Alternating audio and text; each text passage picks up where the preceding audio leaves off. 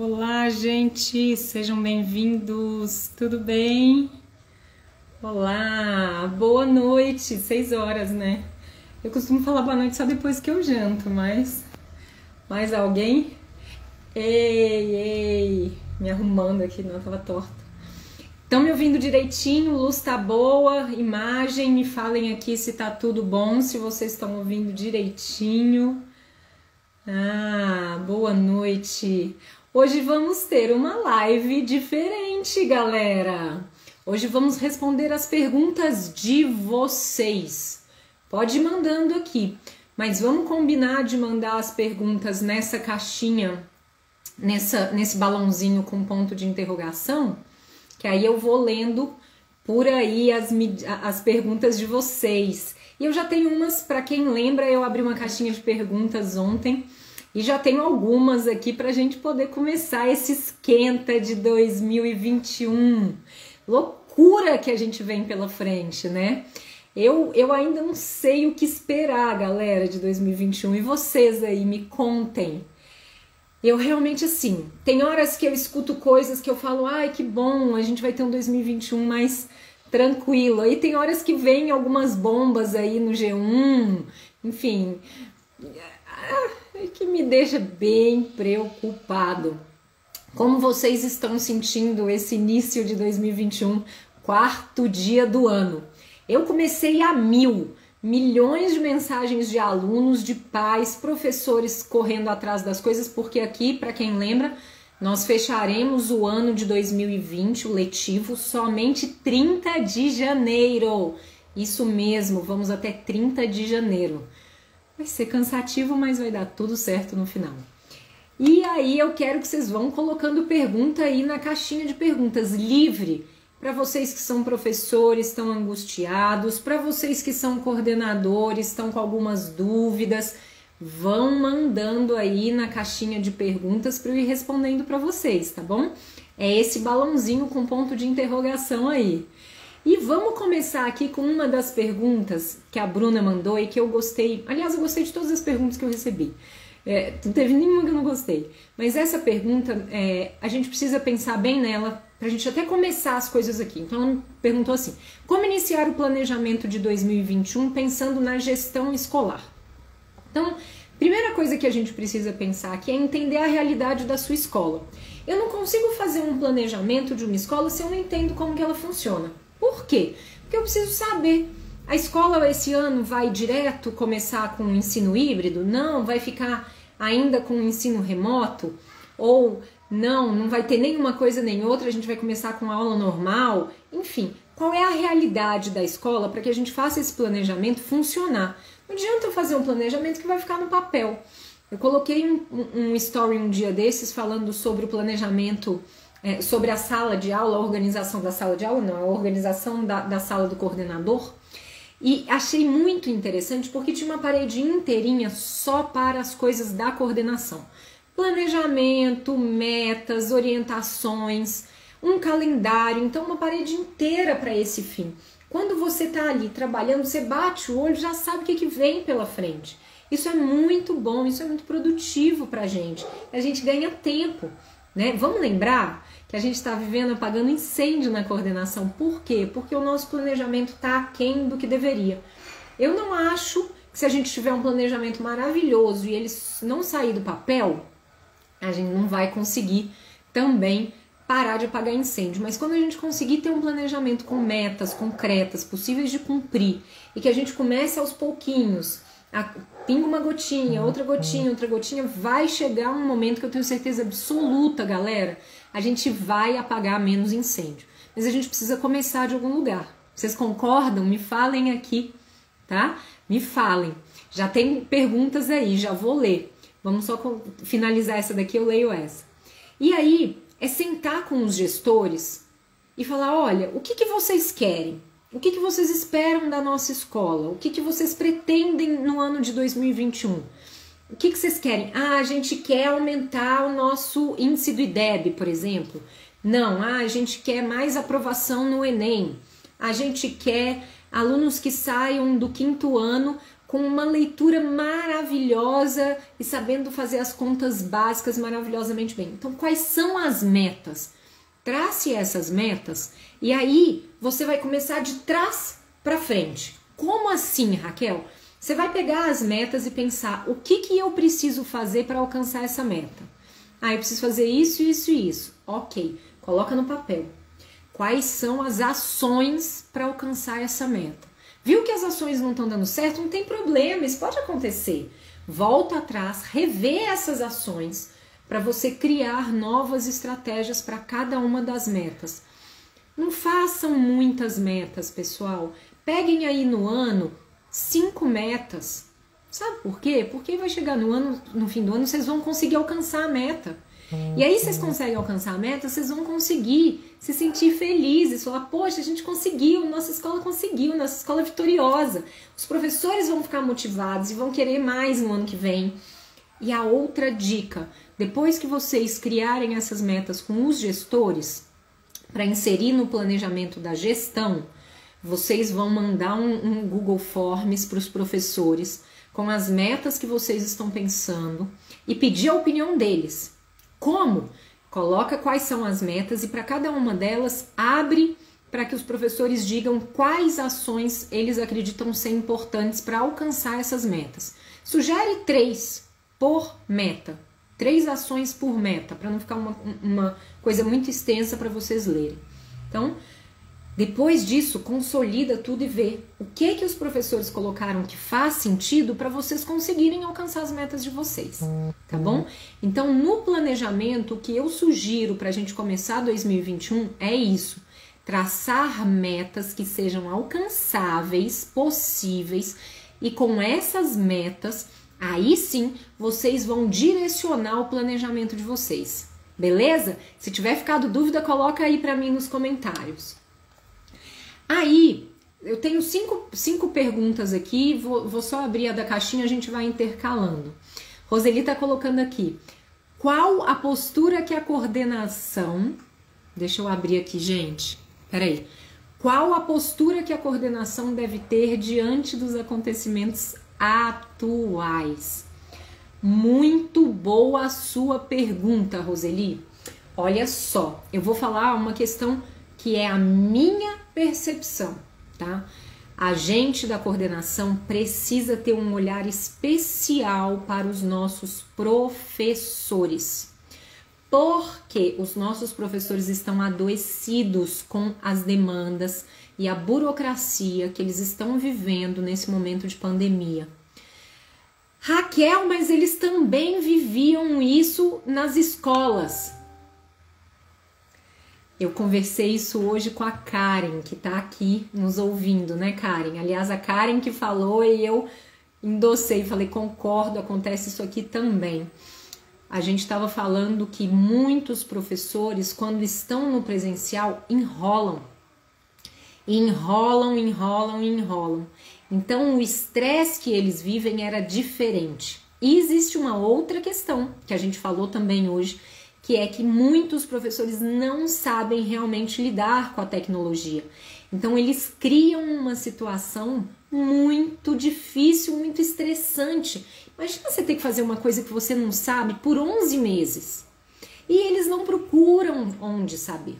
Então, qual a postura que a coordenação deve ter nesse momento? É de buscar ensinar o máximo possível de tolerância os nossos professores.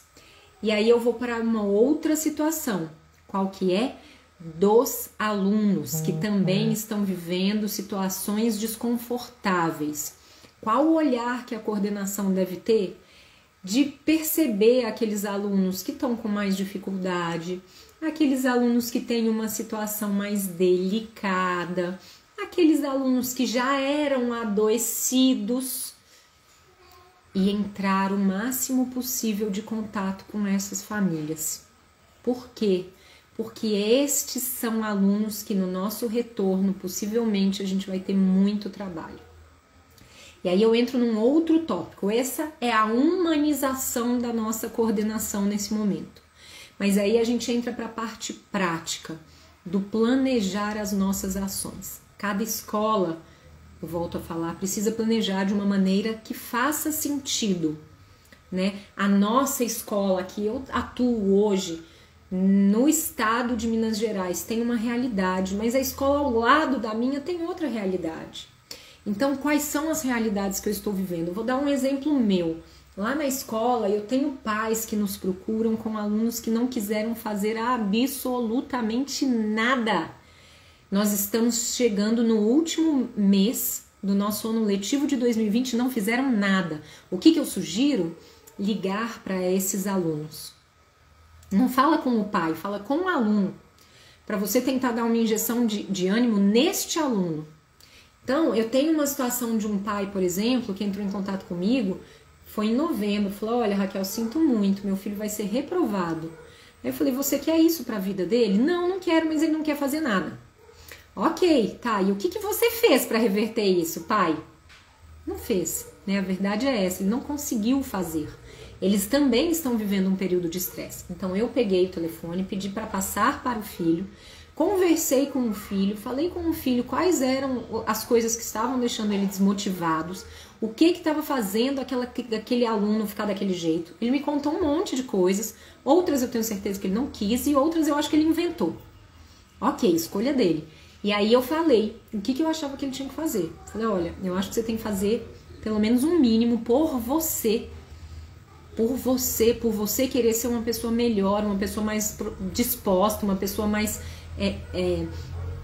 possibilitada de alcançar outros horizontes, que não sentar e a bunda na cadeira e falar que não vai sair do lugar. É lógico que é mais fácil pra gente, pro nosso cérebro, sentar na cadeira e descansar. Mas mostrei pra ele por A mais B que seria interessante ele mudar a postura dele. Deu um pequeno resultado, galera. Infelizmente, não foi o resultado que eu queria. Mas de novembro pra cá, ele já fez 3 atividades de 7. Olha só, houve uma melhora. Então aí eu parabenizei. Mandei mensagem pra ele em dezembro falando: uau, você fez 3 PETs, você tá arrasando.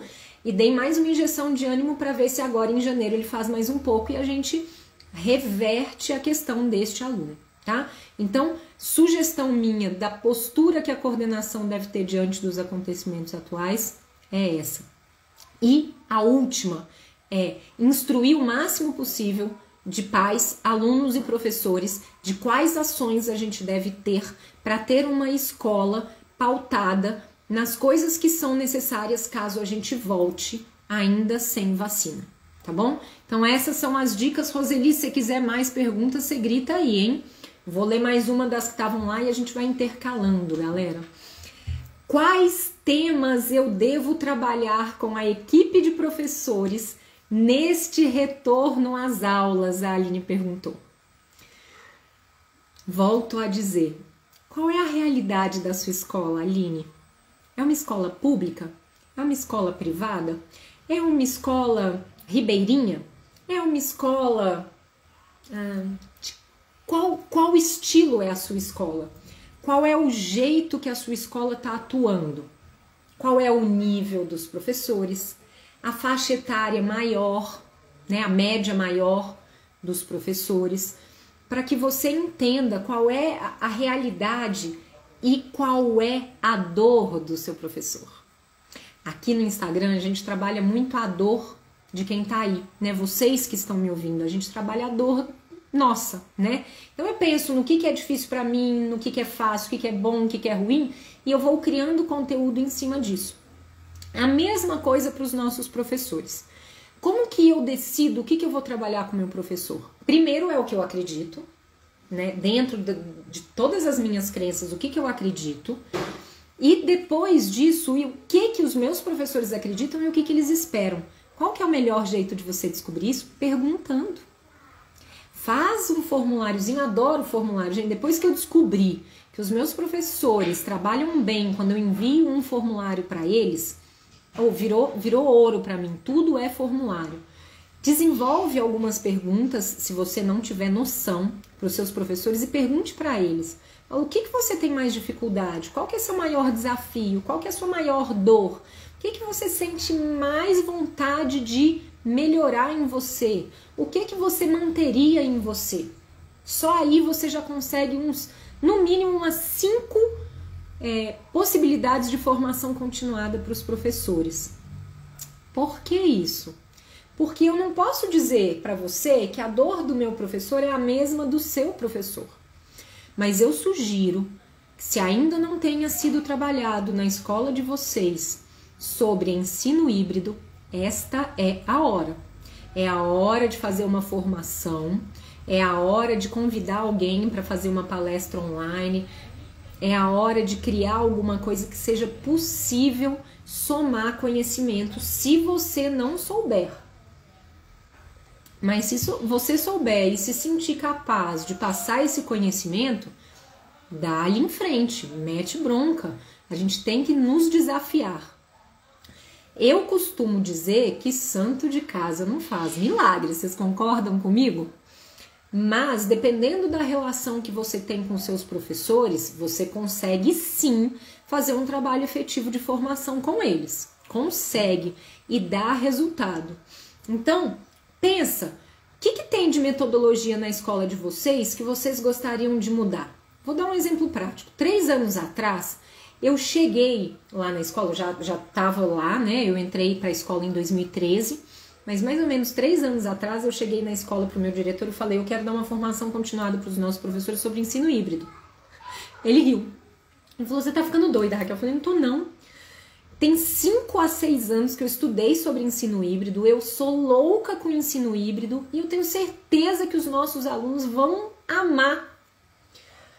Galera, fiz com professores de 2 turmas. Por 1 mês deu resultado. Depois a maioria desanimou. Mas eu não desisti. No ano seguinte eu fui de novo. Aí eu falei um pouco dessa metodologia para todos, numa reunião geral. Também um ou outro quis seguir em frente. E nesse ano de 2019 para 2020, eu cheguei e falei assim, galera, vamos fazer uma formação com os nossos professores de 5 temas diferentes. E aí montamos, eu e as outras 2 supervisoras, a gente montou tudo, fizemos um monte de coisa legal, foi super divertido. Aí chega a Secretaria de Educação e fala pra gente assim, faltando nem 6 horas, ou seja, da noite pro dia, eles chegam pra gente e falam, olha, eu estou passando pra vocês o que vocês vão trabalhar nessa semana de formação. Frustrante. Um lixo de conteúdo. Foi um lixo. Mas ainda assim, eu passei os links para todos os professores e alguns seguiram em frente com essa formação. Onde que eu quero chegar com isso? A gente precisa fazer. A gente precisa plantar a sementinha. Se ela vai dar certo, são outros 500. Mas planta a sementinha. Tenta. Busca daqui, busca dali, conversa com um que você vê que tem mais afinidade com o que você acredita, conversa com o outro, porque aos pouquinhos a gente vai semeando a escola. E aí, de repente, a escola tá toda florida. Não vai ser da noite pro dia. Olha só, tem 3 anos que eu tento implantar o ensino híbrido na nossa escola. Alguns quiseram, outros não. Eu desisti? Só que agora a gente é obrigado, né? É diferente, mas eu não desisti, então não desistam. Tá? Não desistam. Estas são as minhas sugestões. Outra sugestão maravilhosa, dinâmicas. Eu tenho postado poucas dinâmicas, mas eu prometo que eu vou voltar a postar toda semana uma dinâmica. Tô falando aqui na live. Toda semana eu vou postar uma dinâmica nova aí para vocês poderem trabalhar com os professores, seja no retorno, seja online, pra gente criar essa forma de trabalhar com os nossos professores que é fantástica. Trabalhar dinâmica de grupo, de engajamento, de encorajamento, de perceber o eu. Isso faz muita diferença, muita. Sempre dá bons resultados, tá bom? Prometo, então, essas são as minhas dicas para o que trabalhar com a equipe. Próxima pergunta, vamos lá. Ai, linda, a Roseli só falou que concorda plenamente. Que bom, Roseli, fico feliz. Vamos lá, próxima pergunta. Se vocês quiserem, coloca aí no pontinho de interrogação a pergunta de vocês, galera. Qualquer uma, tô aqui. Se eu não souber responder, vocês podem ter certeza que eu vou dizer que eu não sei, tá? Podem ficar tranquilos que eu não tenho problema em responder perguntas. Pode ser as mais doidas do mundo. Vamos lá. Próxima pergunta. Como é ser excelente equilibrando o trabalho, a casa e a família? O Marcelo mandou para mim. Obrigada, Marcelo. Adorei essa pergunta. Olha, eu vou ser sincera. Eu acho que nesse momento que a gente vive de pandemia é difícil nós chegarmos a um grau de excelência. Acho mesmo. Nós estamos muito sobrecarregados, muito mesmo, todos nós, não somos só nós mães, né? Mães, mulheres, donas de casa, mas todos nós estamos sobrecarregados, tá? O que eu sugiro nesse momento, pessoal, para a gente ficar menos desgastado? Planejamento. Não tem outra coisa. A gente só consegue conciliar tantas atividades se nós nos planejarmos bem.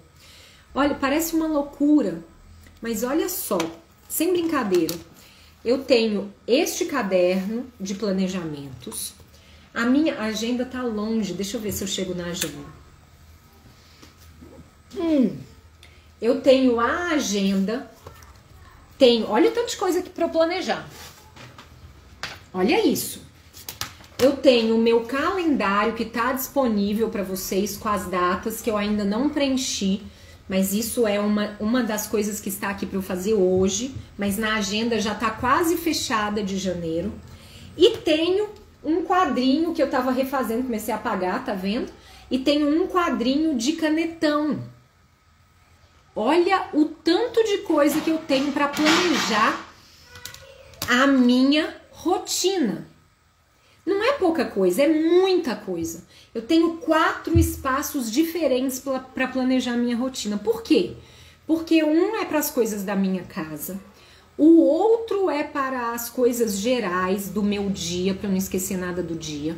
O outro é somente para coisas de datas, marcação de datas. Então, eu tenho um evento, eu tenho uma live e tal, que é esse daqui, fica tudo aqui. E a agenda que é para tudo que eu preciso, familiar também, não esquecer. Ah, eu tenho um médico, isso, aquilo, então fica tudo aqui. Deste jeito, eu consigo me organizar bem. Mas eu tenho pessoas, inclusive que eu já dei mentoria, que não consegue se organizar com 4 lugares diferentes para anotar. Então, o que ela fez? Ela pegou um caderno somente e registra tudo dos dias dela no caderno só. E aí as datas principais ela joga na agenda dela. Cada um precisa se organizar do jeito que funciona, de qualquer, mas precisa se organizar, porque senão a gente vive procrastinando. Ah, eu vou acordar a hora que eu quiser. Ah, eu vou trabalhar até a hora que eu quiser. Ah, eu vou e nunca vai, nunca sai do lugar. Coloca a sua meta, mas vai e segue a sua meta. Porque senão eu nunca vou conseguir equilibrar trabalho, Instagram, casa e família. Nunca vou conseguir equilibrar isso tudo. Tem dias que eu fico até mais tarde para dar conta um pouco mais da demanda, porque trabalhando de casa, uma grande parte do meu dia eu tenho que dar uma atenção maior para minha filha. Então tem dias que eu vou até meia-noite, 1, 2, depende do que eu suporto, né? Porque eu não posso passar também do que eu suporto, senão eu vou adoecer, certo? Então o que eu sugiro para a gente tentar equilibrar isso tudo é planejamento. Planejando, galera, tudo dá certo. Mas se a gente faz aos cocos, de qualquer jeito, a gente não sai do lugar. Não tem jeito, tá bom? Vamos lá. Tem indicações de bibliografia sobre ensino híbrido? Tenho! Primeiro, meu e-book, baixe gratuitamente aí no meu link na bio. Raquel, não sei o que é link na bio, galera, eu não sabia até eu entrar para o canal do Instagram. Link na bio, sabe aquela descrição que tem embaixo da nossa foto? Vem uma descrição e embaixo vem um negocinho azul. Esse linkzinho azul é o link na bio, tá? Absurdo, né? Mas é. É porque é a nossa biografia e o link na biografia. É isso daí que significa link na bio. Então, baixe o meu e-book, que ele tá bem condensado, mas ao mesmo tempo bem explicado. E tem Esse livro aqui também, deixa eu pegar para vocês. Esse livro aqui, ó, que é maravilhoso, sobre ensino híbrido, tá? Eu já coloquei ele também aí, se eu não me engano, no meu canal, mas se tiver alguma dúvida eu disponibilizo depois, só me mandar uma mensagem, tá?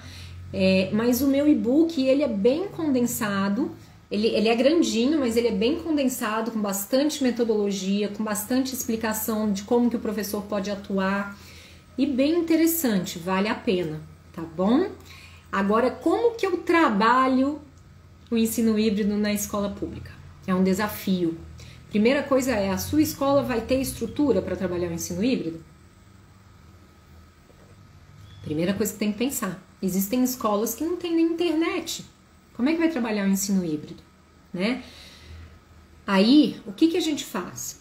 A gente tenta, dentro da realidade daquela escola, implantar uma ou outra ação para uma metodologia híbrida, em que em alguns momentos o aluno vai tentar estudar o conteúdo de casa, se for preciso a gente retoma um ou outro conteúdo, e ser criativo em sala de aula para tornar também esse ensino híbrido possível, tá?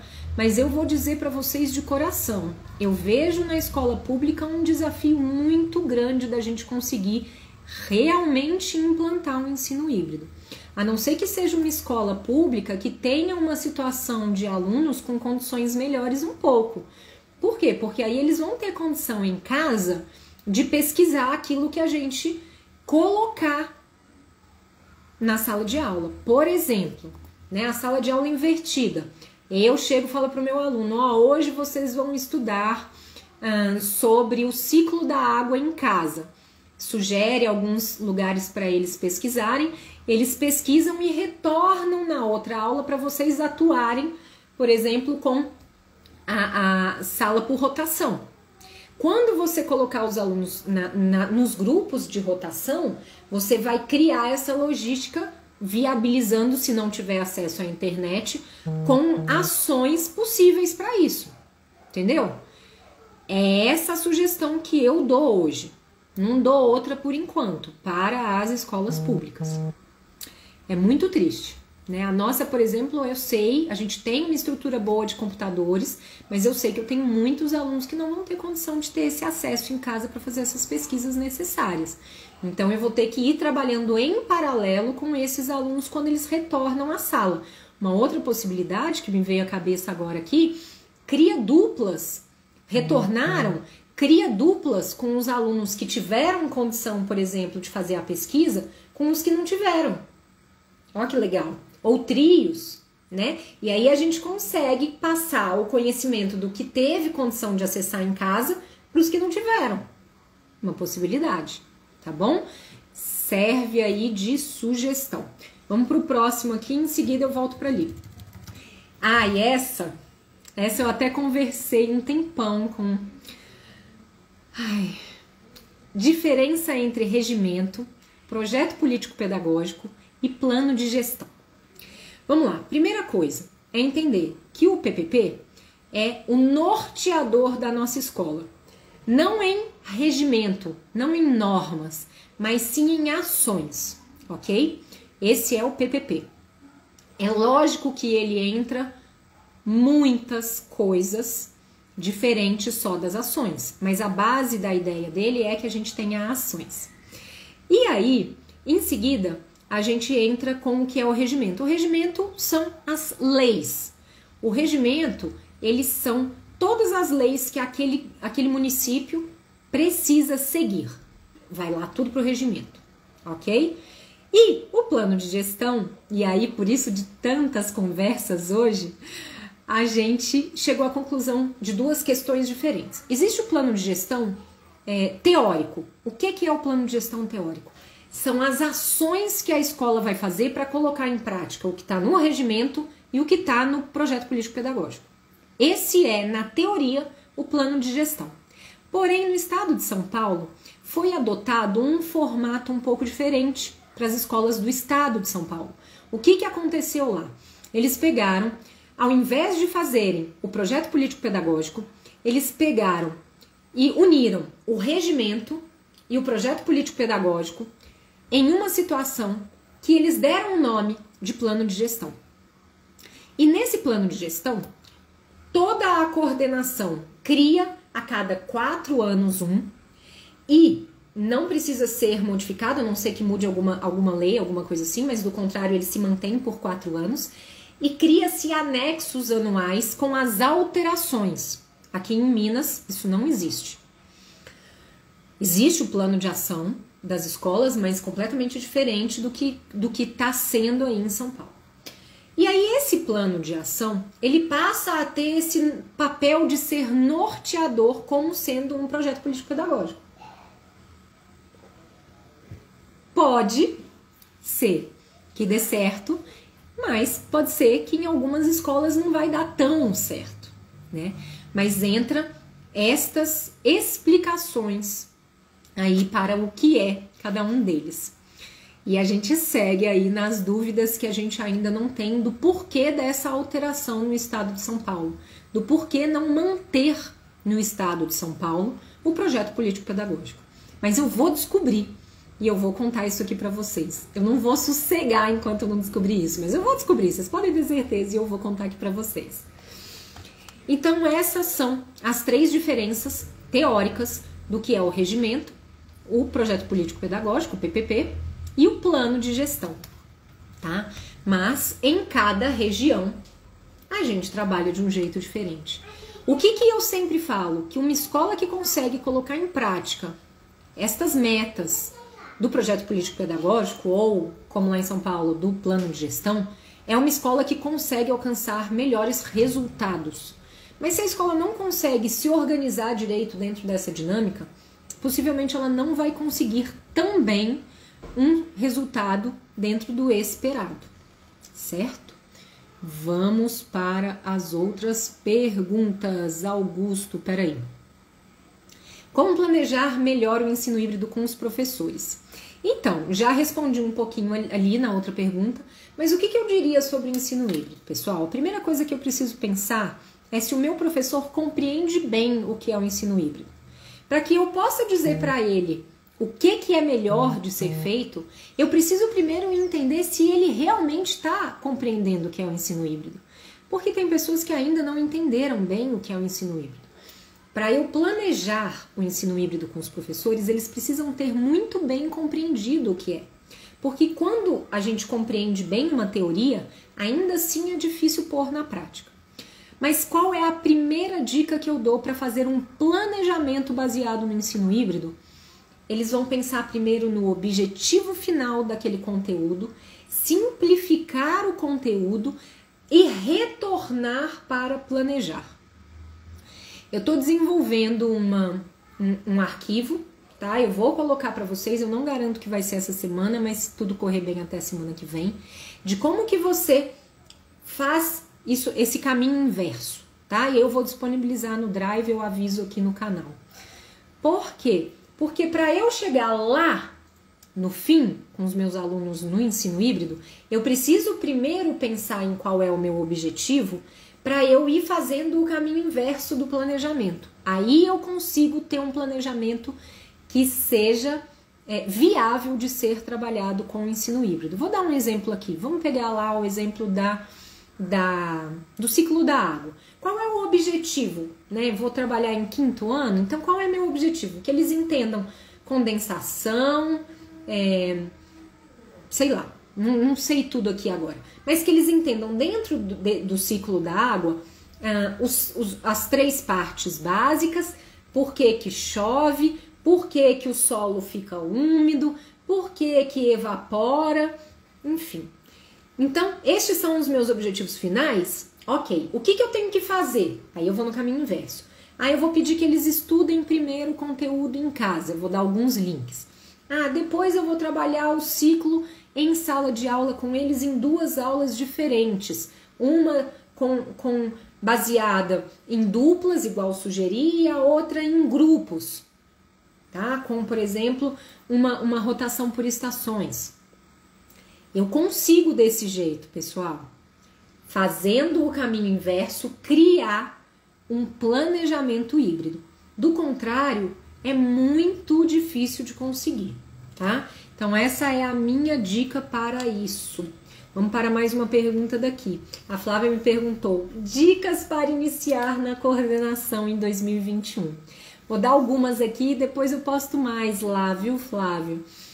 Olha só, primeira coisa, é sempre desafiador começar. Em qualquer coisa, gente. Nunca cozinhei na vida, preciso fazer meu primeiro arroz, não é um desafio? Nunca fritei um bife. Nunca fiz um ovo.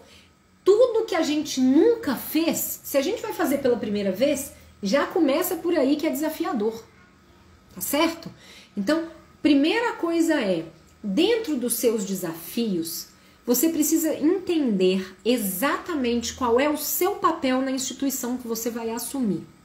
Se não existe essa divisão na sua instituição, pegue uma base na internet, digita lá papel do coordenador pedagógico. Se você não encontrar, me chama, eu te mando, eu tenho tudo por escrito. Eu tenho as 10 principais ações que um coordenador precisa fazer. Tem os vídeos aí que eu tô colocando das habilidades do coordenador, eu acho que eu já tô no 8º vídeo, então já são 8 ações que o coordenador faz. Vamos lembrar o que o coordenador faz, ele é um articulador de todos os processos na escola, né?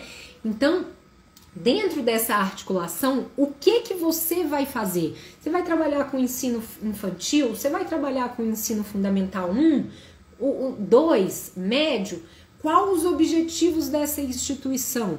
Então, essas são as primeiras coisas que você precisa entender para você saber o que você vai fazer na hora que você chegar lá. Mas o que eu sugiro na primeira semana é que você observe muito, que você veja muito, que você ouça muito e fale o mínimo possível. Seja neutra, sinta a energia de quem está em volta de você.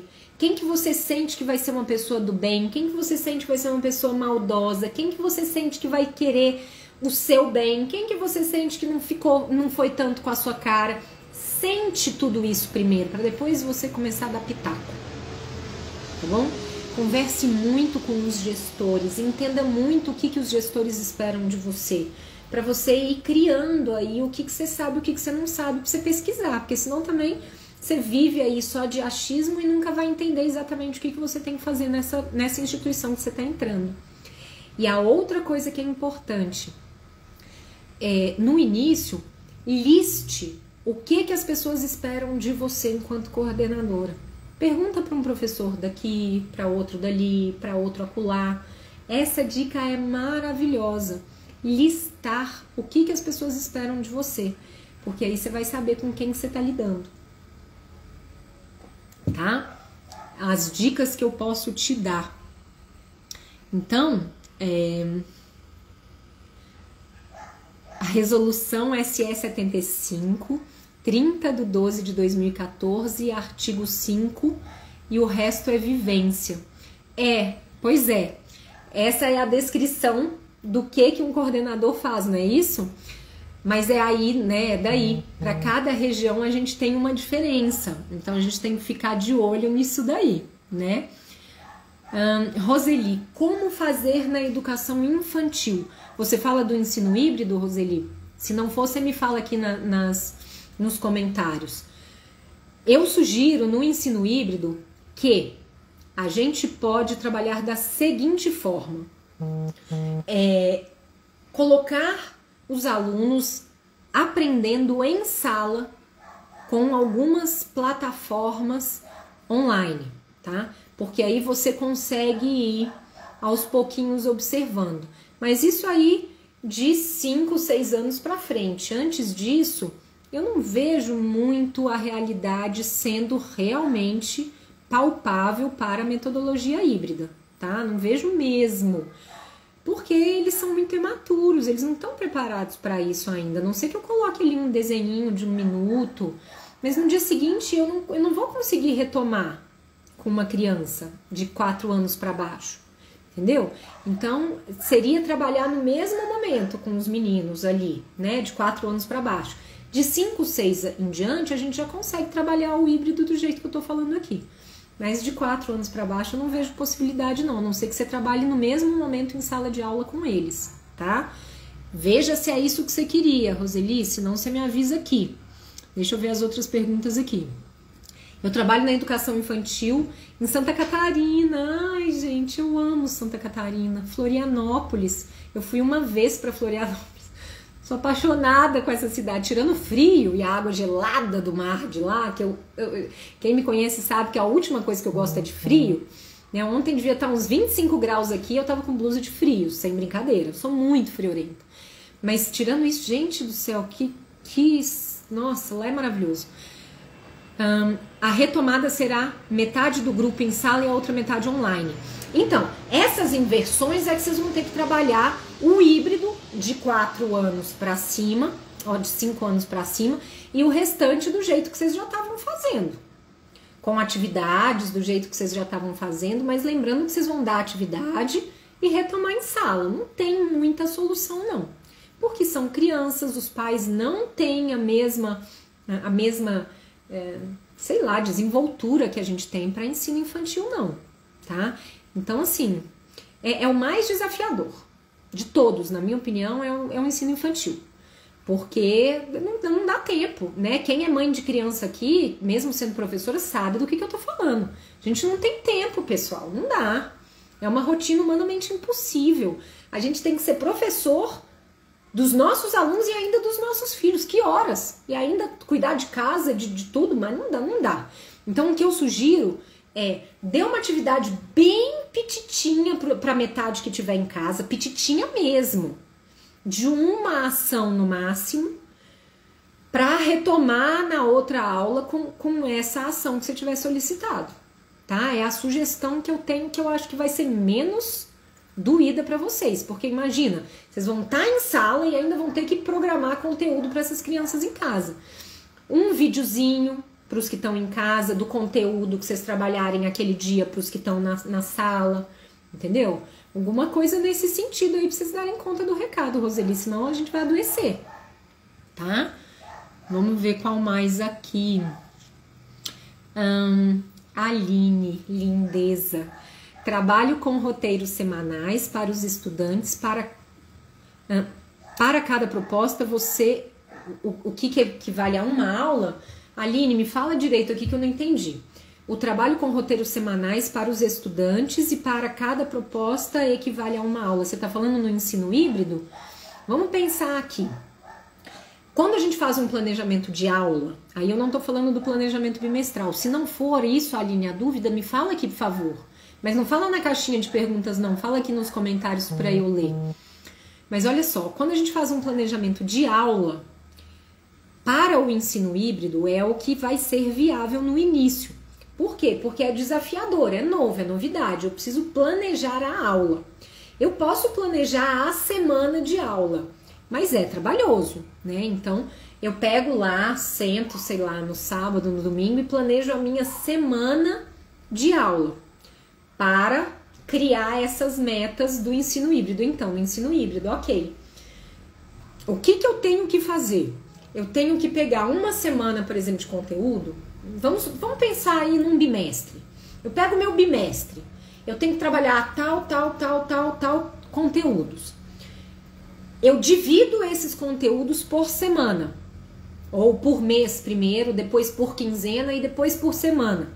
Aí eu monto estes roteiros semanais do que eu vou trabalhar com o aluno. Uma dica que costuma funcionar com os maiores é dizer para eles o que você terá ao longo da semana inteira. Todo mundo gosta de saber o que vai ter pela frente, né? Vamos pensar aqui, eu chego numa palestra e eu não recebo sequer um papel de quais são as palestras que eu vou assistir. Não é esquisito? A mesma coisa o nosso aluno. Se ele sabe o que ele vai ter durante uma semana inteira, ele também pode se programar, certo? Então, se eu consigo planejar uma semana inteira de aula, o que é muitas vezes desafiador para alguns professores, mas vamos supor que a gente consiga, eu consigo passar isso para os nossos alunos, correto? E os nossos alunos conseguem se planejar ao longo daquela semana. É bem interessante, mas é difícil. É uma coisa a se pensar se na realidade da sua escola, Aline, é viável. Mas se for viável, é uma coisa maravilhosa. Quando eu fiz cursinho para passar na faculdade, eu fiquei alguns anos sem estudar. E aí eu queria passar na Universidade Federal aqui de Minas Gerais. Fui fazer 6 meses de cursinho para relembrar os conteúdos. Eu achava fantástica a metodologia do Cronos. Eles davam pra gente a estrutura de tudo que a gente tinha que estudar naquele mês inteirinho. Então eu, enquanto aluna, se eu quisesse me adiantar, eu poderia. Se eu não conseguisse me adiantar, eu poderia também ficar ali no meu momento. Olha que interessante. E isso é muito possível de ser feito com a metodologia híbrida, tá? Então, é pensar. Eu não sugiro atividades de 50 minutos não, Aline. Por que não? Porque eu preciso organizar a minha sala, eu preciso organizar o meu tempo e eu não consigo uma atenção boa por 50 minutos. Eu consigo no máximo 30 minutos. Então aí alguns minutos no início para organizar, outros para setorizar a sala, outros para criar as conexões para essa ação acontecer em sala. E a mesma coisa para casa. Os alunos que estiverem em casa, eu sugiro que vocês passem atividades para cada uma das disciplinas de no máximo 20 minutos. Nenhum aluno sozinho vai conseguir se ater cognitivamente por mais de 20 minutos. Não vai ter jeito. Então eles vão estudar tudo pela metade. Então pense em conteúdos que eles consigam estudar em casa na metodologia híbrida de no máximo 20 minutos. Não fujam disso, não dá certo. Eles não conseguem render, tá? Aline, se eu não tiver respondido, você me fala mais aqui depois. Sandra perguntando: diferenciar o planner, o mapa mental e a rotina. Ela tá afirmando. Você quer saber um pouco? Quer que eu fale um pouco disso, Sandra? Olha só, o planner é aquele nosso, normalmente, planejamento semanal, em que você coloca as principais atividades que você precisa fazer. E você visualiza isso tudo em uma folha só, tá? Esse é um planner. Este meu calendário aqui, ele poderia ser um planner, dependendo de como que eu vou colocar ele aqui. Mas ele pode ser considerado um tipo de planner com datas, só que ele não é semanal. O mapa mental é aquele em que a gente estrutura. Deixa eu ver se eu consigo mostrar aqui para vocês. A gente estrutura uma ação central, tô fazendo aqui para vocês, com os raios e desses raios, sub-raios, por exemplo. Então ele vira como se fosse um cérebro, tá vendo aqui? No meio, a minha ação central e as ramificações é o que eu preciso fazer para atingir a minha ação central, tá? Isso serve para qualquer coisa, inclusive de estudo, né? Quando eu estou estudando e eu pego um assunto central e vou criando as ramificações dele, história é muito legal para mapa mental, biologia, física, para eu ter uma visão global daquele assunto, né? E a rotina que entra dentro dessa agenda que a gente pode fazer diária aí também, tá? Era isso, Sandra, que você queria? Se não for, você me fala aqui, por favor. E a Nath está colocando aqui, ó, como orientar os professores sobre o ensino híbrido. Eu não sei se eu já respondi, Nath, mas eu sugiro que a gente oriente primeiro ensinando bem eles como podem ser trabalhados os conteúdos no ensino híbrido, dando exemplos práticos mesmo. Como que a gente faz isso? Pega um assunto que algum deles queira, pede que ele escreva para você o assunto e 3 a 4 itens a serem trabalhados do assunto. E aí você cria um planejamento em cima disso para eles visualizarem. Essa é uma opção. A outra opção é você no início fazer com cada um deles uma ação, um planejamento, tá?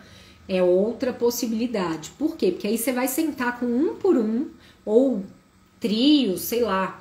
Pega por assunto, se a escola for muito grande. Então vamos supor que a escola é muito grande igual a nossa. A nossa tem, eu acho que é 76 professores. Você pode juntar por áreas. Ah, vamos juntar todos da biologia, vamos fazer uma videoconferência com os de biologia para a gente conversar sobre biologia.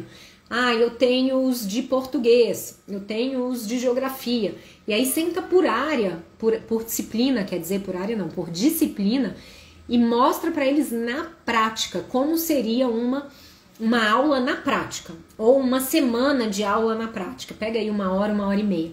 Dá trabalho, mas é uma possibilidade se não estiver caminhando bem por aí, tá? É uma das possibilidades de fazer isso acontecer de uma maneira possível, tá? Não sei se outras pessoas já fizeram dessa forma, mas é uma possibilidade. Gente, não tem mais pergunta, não. Ninguém quer falar mais nada? Acabaram as dúvidas? Olha só. Essa é a nossa primeira live. Eu pretendo fazer mais lives assim ao longo do ano. Me contem aqui se vocês gostaram nesse formato, se vocês gostaram desse horário. Vão me dizendo aqui, por favor, nos comentários. Porque a ideia é que eu consiga ajudar vocês. Não vou dizer que isso aqui é uma mentoria, mas que eu consiga ajudar vocês com dúvidas que acontecem no nosso dia a dia, né? Não é porque eu tô aqui respondendo a dúvida de vocês que eu não tenho dúvida também. Tenho muitas, mas eu tenho procurado saná-las de outras formas para poder ajudar o máximo possível aqui. E muitas dores que vocês estão passando hoje eu já passei, né? Tenho aí uma história de quase 10 anos já de coordenação. A gente vai apanhando e a gente vai aprendendo um pouco, né?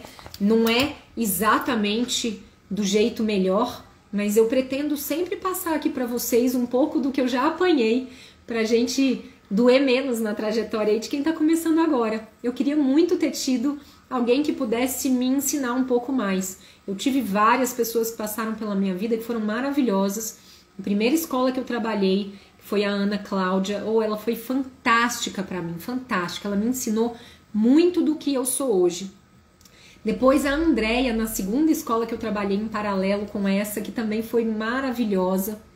Depois para essa que eu entrei agora, que eu tive, a Nessi, que é um anjo. Sabe aquele coordenador que você bate o olho e fala assim, gente, eu quero esse coordenador pro resto da minha vida? Era ela. Ela era orientadora e coordenadora na escola, mas ela era um anjo. Eu não conheço uma pessoa que trabalhou com ela, em todos os lugares que ela trabalhou, que não eram apaixonados por ela. Eu não conheço. É óbvio que ela tinha os defeitos dela, mas eles ficavam tão pequenos diante de tanta qualidade que ela tinha, e que eu fui ali alimentando. Eu fiquei com ela por 8 meses, eu fui alimentando a minha, assim, tudo que eu podia aprender, eu fui aprendendo dela. E hoje muito eu devo a essas 3 pessoas que me ajudaram de uma maneira que eu não consigo nem dizer, nos meus 2 primeiros anos de coordenação pedagógica, tá? Obrigada, Juliana tá falando como você sugere o ensino híbrido na educação infantil. Ju, eu já falei isso aqui. Eu não sei se você entrou agora, mas eu vou falar rapidamente. Eu sugiro que de 4 anos em diante, 5 anos em diante, quer dizer, você trabalhe a metodologia normal. Eles já têm uma maturidade para algumas atividades híbridas em casa.